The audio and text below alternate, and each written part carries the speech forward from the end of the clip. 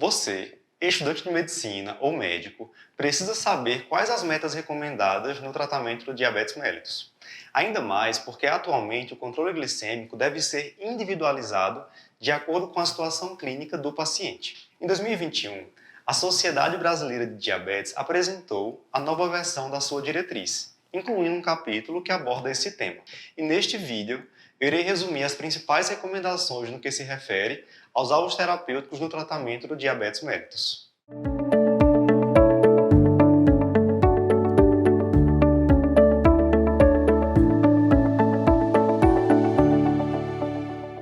Quando a gente executa qualquer atividade, é necessário ter um objetivo, uma meta. No tratamento do diabetes não é diferente. De acordo com os alvos glicêmicos do seu paciente, é que você irá decidir se deve realizar algum ajuste na terapia instituída. Dois grandes estudos clínicos, que foram o DCCT e o KPDS, mostraram que o tratamento intensivo do paciente com diabetes, buscando hemoglobina glicada menor que 7%, em pacientes com DM1 ou DM2 recém-diagnosticado, é capaz de reduzir complicações micro e macrovasculares. Então, atualmente, para o adulto jovem não gestante, recomenda-se uma meta de hemoglobina glicada menor que 7%. No entanto, essa meta pode ter ajustes de acordo com algumas situações.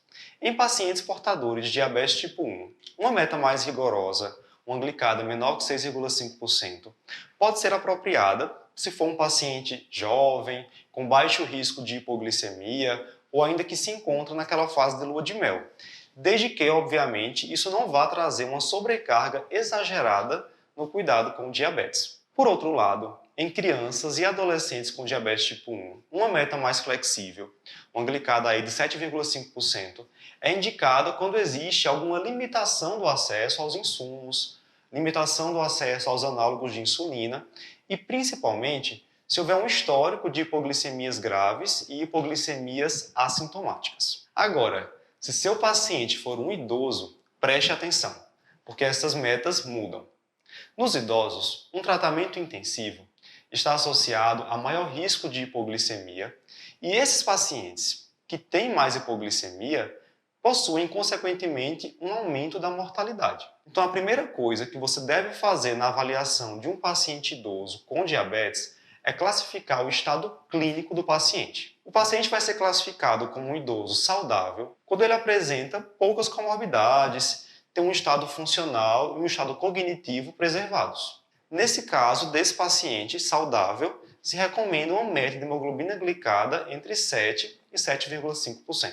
A classificação de um idoso comprometido é para aquele paciente que tem múltiplas comorbidades, IC, DPOC, em que existe ainda um comprometimento funcional ou cognitivo moderados. Nesse caso, do paciente que já tem um estado geral comprometido, recomenda-se uma hemoglobina glicada menor que 8,5%. Agora, naquele paciente que é classificado como tendo um estado clínico muito comprometido, ou seja, apresentar uma doença terminal, uma neoplasia metastática, uma insuficiência cardíaca classe funcional 4, ou ainda que tenha um comprometimento funcional, cognitivo na forma grave, para esse paciente a gente vai buscar apenas evitar sintomas tanto de hiperglicemia como de hipoglicemia, sem ter como objetivo um valor de hemoglobina glicada especificamente. Para pacientes com diabetes que fazem um monitoramento com glicemias capilares, aquela ponta de dedo, nós vamos considerar como metas uma glicemia capilar em jejum entre 80 e 130 mg por decilitro.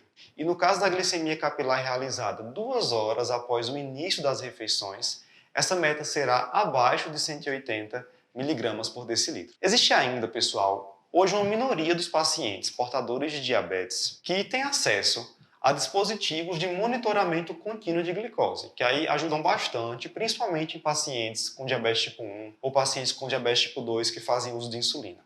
Nesses casos, desses pacientes que fazem uso desses dispositivos, é recomendado que o tempo na meta glicêmica, é o chamado time range, esteja acima de 70%. Então, essa meta seria definida aí como um valor de glicose intersticial entre 70 e 180 mg por decilitro. É também recomendado que o tempo em hipoglicemia nível 1, que é aquela glicemia menor que 70 mg por decilitro, seja menor que 4%. E o tempo em hipoglicemia nível 2, que é aquela menor que 54 mg por decilitro, seja menor que 1%. Se você está diante de um paciente que é um idoso, já com estado geral comprometido ou com histórico de hipoglicemia severa, o tempo no alvo, o time range, ele pode ser mais flexível. A gente pode ter aí uma meta de time range acima de 50% e não 70%, como eu falei anteriormente, que é a recomendação para a maioria dos adultos não gestantes. Bem, pessoal, essas são as principais recomendações da Sociedade Brasileira de Diabetes.